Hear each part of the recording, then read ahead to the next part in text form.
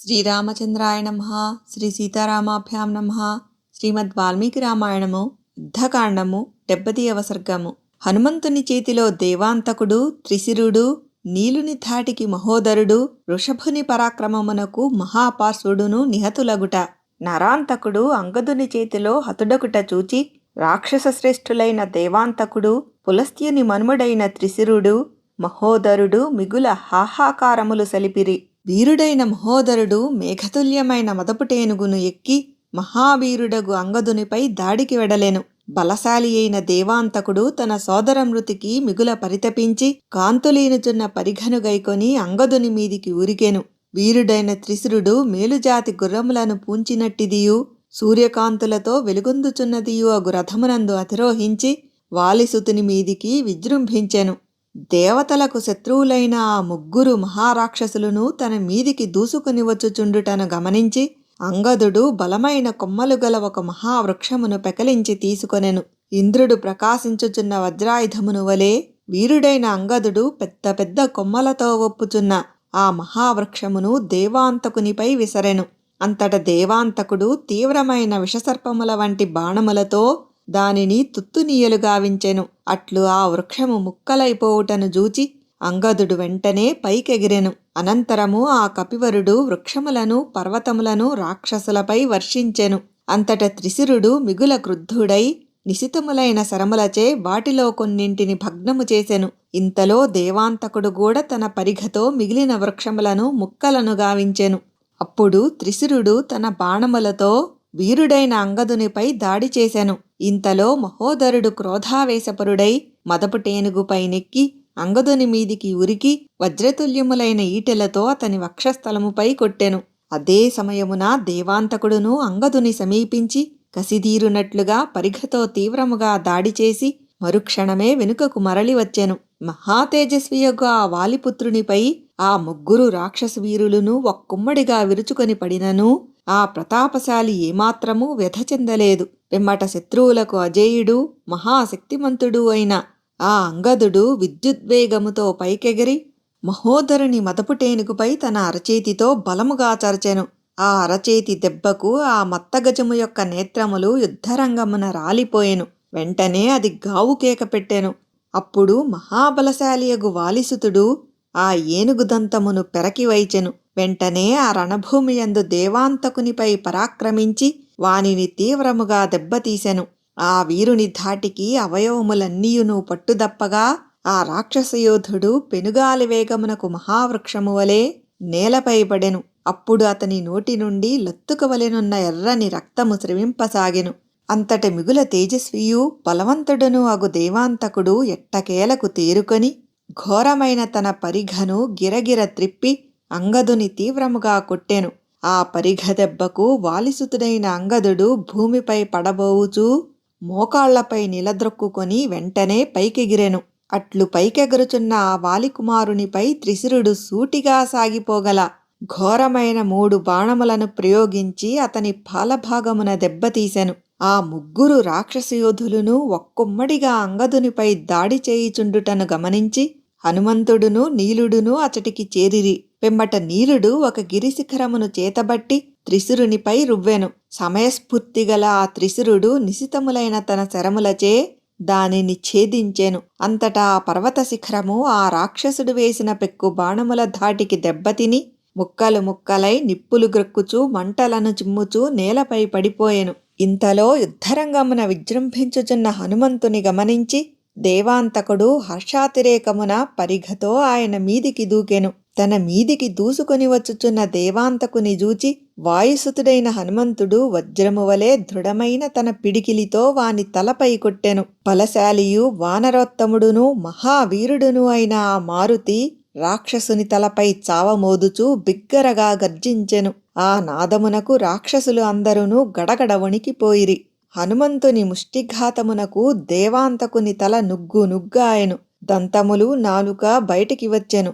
అంతటా అతడు గ్రుడ్లు తేలవేసెను. పిదప ఆ రావణుని సుతుడు అసువులను కోల్పోయి వెంటనే రణభూమి యందు పడిపోయెను.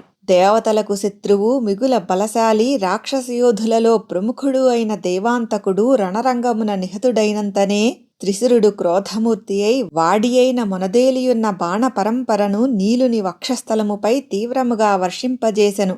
మహోదరుడు కూడా క్రోధావేశ పరవశుడై పర్వతతుల్యమైన తన మదగజమును సూర్యుడు మందరగిరిని వలె మరల అధిరోహించెను. పిమ్మట అతడు మెరుపులతో ఇంద్రధనస్సుతో కూడిన మేఘము పర్వతముపై వలె నీలుని వక్షస్థలమునందు అవిచ్ఛిన్నముగా బాణ పరంపరను ప్రయోగించెను. మహాబలశాలి అయిన ఆ మహోదరుడు కురిపించుచున్న బాణవర్షమునకు వానర సేనాధిపతి అయిన నీలుని యొక్క శరీరము శిథిలమయ్యెను. ఫలితముగా అతడు నిశ్చేష్టుడయ్యెను. పిమ్మట నీలుడు కొంతసేపునకు మూర్ఛ నుండి తేరుకొని పెక్కు వృక్షములతో గూడిన పర్వతమును పెకలించి చేబూనెను. వెంటనే అతడు పైకెగిరి తీవ్రమైన వేగముతో మహోదరుని తలపై బలముగా కొట్టెను. అంతటా ఆ మహాపర్వత ప్రహారమునకు పూర్తిగా దెబ్బతిని ఆ బాధకు తట్టుకొనలేక అతడు తన ఏనుగుతో పాటు ఇంద్రుని వజ్రాయుధము యొక్క ధాటికి గిరివలే నేలకూలి అసువులను కోల్పోయెను. అంతట త్రిశిరుడు తన పినతండ్రియగు మహోదరుడు రణరంగమునకు బలియగుట చూచి మిక్కిలి మండిపడుచు తన ధనస్సును చేపూనెను. పిమ్మట అతడు నిశితములైన తన బాణములచే హనుమంతుని దెబ్బతీసెను. వెంటనే ఆ వాయుసుతుడు ఒక గిరిశిఖరమును తీసుకొని ఆ త్రిశిరునిపై విసరెను. అప్పుడు బలశాలి అయిన ఆ రాక్షసుడు కూడా తీవ్రములైన శరములచే హనుమంతుని మిగుల నొప్పించెను. తాను విసరిన పర్వత శిఖరము యుద్ధమున వ్యర్థమగుటచే ఆ కపివరుడు రావణుని కుమారుడైన ఆ త్రిశిరునిపై వృక్షవర్షమును కురిపించెను. ప్రతాపశాలి అయిన ఆ త్రిశిరుడు తన మీదికి దూసుకొని వచ్చుచున్న ఆ వృక్ష పరంపర ఆకాశమునందుండగనే వాడి అయిన తన బాణములతో వాటిని తుత్తునీయలు గావించి పెద్దగా ధ్వని చేసెను. మరుక్షణమే హనుమంతుడు క్రుద్ధుడై పైకెగిరి త్రిశిరుని రథాశ్వములను సింహము గజేంద్రమును వలె తన గోళ్లతో చీల్చివేసెను. అనంతరము రావణుని సుతుడైన త్రిశిరుడు బల్లెమును చేబూని యముడు ప్రళయకాల రాత్రిని వలె ఆ మారుతిని దెబ్బతీసెను. అంతటా ఆ కపివరుడు ఆకాశము నుండి రివ్వున వచ్చుచున్న తోకచుక్కవలే తన మీదికి విసిరివేయబడిన ఆ బల్లెము తనను తాకకముందే దానిని చేతబట్టుకొని ముక్కలు ముక్కలుగా చేసెను. మరియు బిగ్గరగా గర్జించెను. మిగుల భయంకరమైన ఆ బల్లెమును హనుమంతుడు విరచివేయుటను జూచిన వానరగణములు మిగుల సంతసించి మేఘముల వలె పెద్దగా గర్జించిరి. వెంటనే రాక్షస ప్రముఖుడైన ఆ త్రిశిరుడు ఒక ఖడ్గమును చేతబట్టుకొని వాయుసుతుని యొక్క విశాలమైన వక్షస్థలమునందు బలము కొలదీ కొట్టెను. వీరుడును వాయుపుత్రుడును అయిన ఆ హనుమంతుడు ఆ ఖడ్గప్రహారము తనపై పడినంతనే త్రిశిరుని వక్షస్థలమున తన అరచేతితో గట్టిగా చరచెను. అనంతరము మహాతేజస్వియగు త్రిశిరుడు హనుమంతుని అరచేతి దెబ్బకు తాళలేక చేతిలోని ఖడ్గము జారిపోవుచుండగా మూర్ఛితుడై క్రిందపడెను. పర్వతము వలె మహోన్నతుడైన ఆ కపివరుడు పడిపోవుచున్న ఆ రాక్షసుని ఖడ్గమును లాగికొనెను. పిమ్మట ఆ మహాత్ముడు రాక్షసులనందరినీ భయపెట్టుచూ బిగ్గరగా గర్జించెను. ఆ భీకర ధ్వనిని సహింపజాలక ఆ నిశాచరుడు లేచి తన పిడికిలితో హనుమంతుని కొట్టసాగెను.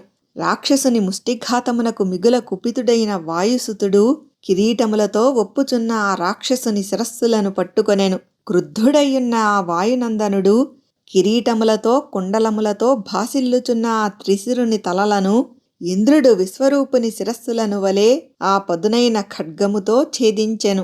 త్రిశిరుని శిరస్సులు పర్వతముల వలె దృఢమైనవి. వాటి కేశములు దీర్ఘములైనవి. చూపులు ప్రజ్వలించుచున్న అగ్నిజ్వాలల వలె తేజరిల్లుచున్నవి. అట్టి శిరస్సులు అనగా ఖండితములైన తలలు ఆకాశము నుండి రాలినట్టి నక్షత్రముల వలె నేలపై పడిపోయినవి. దేవతలకు శత్రువైన త్రిశిరుడు ఇంద్రుని వలె పరాక్రమశాలి. అతడు హనుమంతుని చేతిలో హతుడు కాగా వానరులు గంతులు వేయిచూ సంతోషముతో జయజయధ్వానములను గావించిరి. భూమి దద్దరిల్లెను. పిమ్మట రాక్షసులు భీతిల్లి నలు దశలకును పారిపోయిరి. సాధారణముగా ఎదిరింపశక్యముగాని వారైన దేవాంతక నరాంతకులును అట్లే త్రిశిరుడును మహోదరుడును నిహతులగుట చూచి మదించినవాడు రాక్షస శ్రేష్ఠుడు అయిన మహాపార్శ్వుడు పట్టరాని అసహనముతో కుపితుడయ్యెను. వెంటనే అతడు ఘోరమైన తన గదను చేతబట్టెను. అది పూర్తిగా ఇనుముతో నిర్మితమై చక్కని శోభలతో విలసిల్లుచుండెను.